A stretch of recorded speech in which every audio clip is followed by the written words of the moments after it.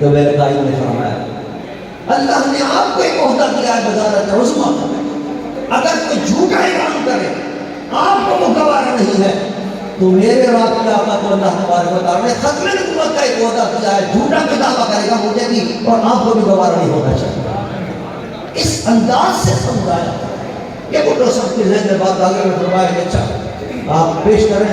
اور پوری اپنی کابینہ کو حکم دے دیں، جتنے اپنے ارکان تھے اسمبلی کے اندر پھر زیادہ صاحب وغیرہ جتنے تھے ان سب کو حکم دیا کہ قائد رسول کے ساتھ پورا تعاون کریں۔ اس کا نام سیاست کہ کس حکمت عملی سے انہوں نے کام کیا۔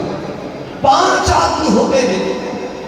اور فرمایا کرتے تھے ہمارے صاحب کہ جب میں وہ قرارداد لے کے گیا ولی خان کے پاس،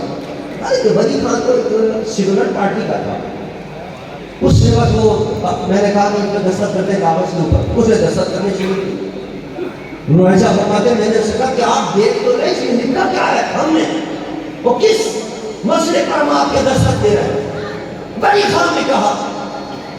کہ علامہ شہرونی ہمیں آپ پر بند کا اعتماد ہے، آپ جس چیز پہ دستخط کرنے کے لیے گئے یہ ہاتھ بند کرتے ہوئے سکتے یہ اعتماد تھا اہل سنت والجماعت کا، اکابرین کا،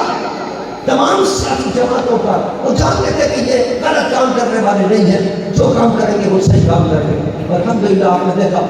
کہ بھٹو صاحب کے ذریعے اتنا بڑا کام ہو گیا کہ قادیانیوں کے دوسری مقدس قرار دلوا دیا گیا۔ قائد رسول اللہ فرمایا کرتے تھے کہ مجھے یقین ہے کہ میری بھی بخشش کا اور شاید یقیناً بھٹو صاحب کی بخشش کا یہ ذریعہ بن جائے کہ انہوں نے قادیانیوں کے تابوت میں آخر کی ہوگی اور ان کو غیر اسے بتا جاتا ہے۔ تحصیلان ایمان میری قرض کرنے کا مقصد یہ تھا کہ ہاتھ میں بڑی برکت ہوتی اور بڑے بڑے جو سیاسی دماغ رکھنے والے ہیں ان کے ساتھ مل کر اس وقت بھی ہم کوشش کریں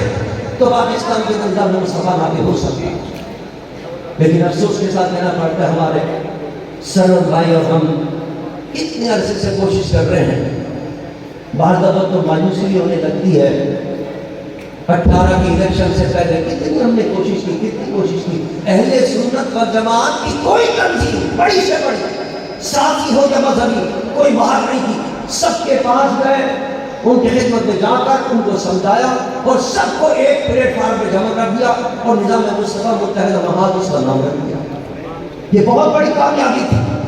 اور اتنا بڑا محاذ بنا کر اہل سنت کا، اور چاہتے تھے کہ یہ سارا کا سارا محاذ علامہ خادم حسین رضوی